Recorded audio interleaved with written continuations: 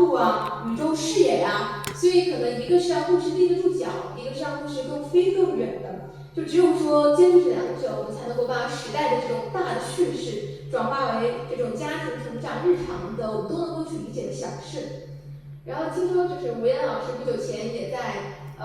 就是光明大讲堂做分享。那我的第一本科幻小说《云梦》也是吴岩老师写的序，他当时讲的是就是带领大家更好的去阅读科幻。那我想今天就以一个创作者的身份，从欣赏科幻的知识之门到我们稍微带点手艺人的去怎么讲好一个科幻的故事。刚好这个从本土性到宇宙性，我觉得我的航天小说就是刚刚介绍的那部书，也是一个很好的实践。大概是4个主题，从起点、安灯、交响，再到最终的抵达，就是我们今天的这个演讲目录。首先，第一个起点就是扎进本土的生命线，或者说是本土性的构建。这一部分呢，首先关于这个本土性是什么意思？因为我当时去航天，就是去那个文昌镇旅游的时候，发现他们那里有很多这种旅游手册，就大家平时可能去一个城市玩耍的时候，最快的了解这个城市的景点，就是那种什么各种景点手册呀啥的。但是我觉得它是一种气息，或者说是一种氛围。真正的本土性，它其实并不等于是什么旅游的这种明信片啊，或者说是一种观光，也不是贴标签。有一个很重要的词，也是我感受到的，就是你必须真正的在场。这个在场是什么意思？我就是在动笔之前也做了一件很快乐的事，就是到故事的这个文昌龙楼镇住了一段时间，而且当时呢，每天为了贴近生活，每天去老爸茶楼吃很多这个美食。好，当时我还构思了一个朋友圈文案，叫以小书之名，然后每天点很多很多老爸茶的各种什么奶茶呀，什么各种那种甜点啊，但那个朋友圈现在也没发。所以我们写作的人就是有的时候想的点子很多，但是贵在坚持，贵在行动，确实很多东西也就这么拖了下来。那当时住的那段时间呢，我不只是看它的航天的发射、火箭的发射，我觉得比这个更有魅力的其实是利用这个发射的间隙的那些声音。比如说在老爸茶楼的时候听阿公阿婆每天就是他们，就你真的能听到，因为确实他们嗓门很大，就是你坐在那里听，就真的能够听到每家的那个八卦呀，讨论的这个菜价呀，讨论他们子女的动向啊，就非常非常的有那种接地气的感觉。然后包括在大排档看这个年轻的城市建设者，包括一些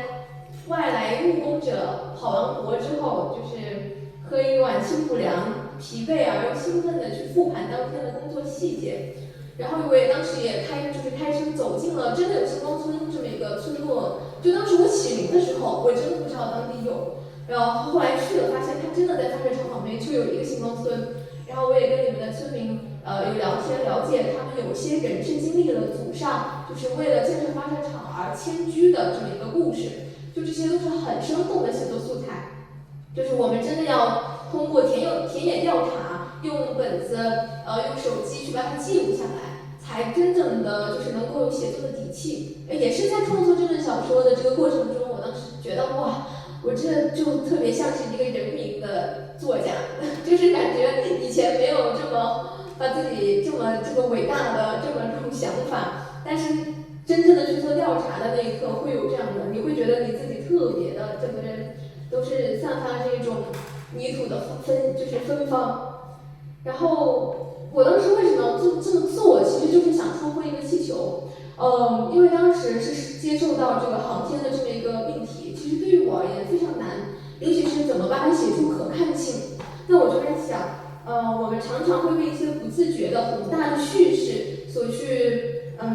悬浮起来，就可能说起航天，我们想到的就是星辰大海呀、民族骄傲呀、文化自信啊，这些当然对，但是我们怎么能够去把它当做一个故事去传播开来，然后让别人首先就是被吸引进来。那我觉得，就是我首先想知道，就是对于生活在那里的人们，对于这个就是文昌，对于这个星光洒落的地方，他那里的人们，他们对于航天这件事情是怎么看待的？然后是说这种电视里遥远的新闻，还是说是家门口偶尔的生活有些切实的改变，比如说带来了就是可能带来了很多旅游的人群、酒店，包括哪怕是门口一个水果摊的物价的上涨，就这些很多很多点滴的小细节，我们是能看到一个国家大事，它在这种就是微观的层面上是如何影响我们人民的百姓的生活的。我觉得这个点非常有意思。然后，所以我也构建了这么一个，就是对于生活在发射场边上的一个很普通的女孩。对于她来说，航天最初就只是哥哥身上那股，和父母一定要对着干，就是你要我报一个这个比较高薪的专业，我偏要报一个又艰辛又有生命危险的专业的这么一股执拗劲儿。也有可能是她每次父母或者家人为了哥哥去庆祝的时候，她身上就是这个女生，她身上会有点小小的疏离，她会觉得这个事儿离我很近，但是又很远。每天可能在那个老外茶刷着碗，听着就是新闻里啊，我们